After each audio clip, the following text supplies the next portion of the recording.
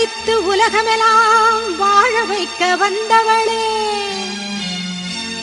கரம் குவித்து வேண்டுகிறோம் காத்திடுவாய் கருமாரி, காத்திடுவாய்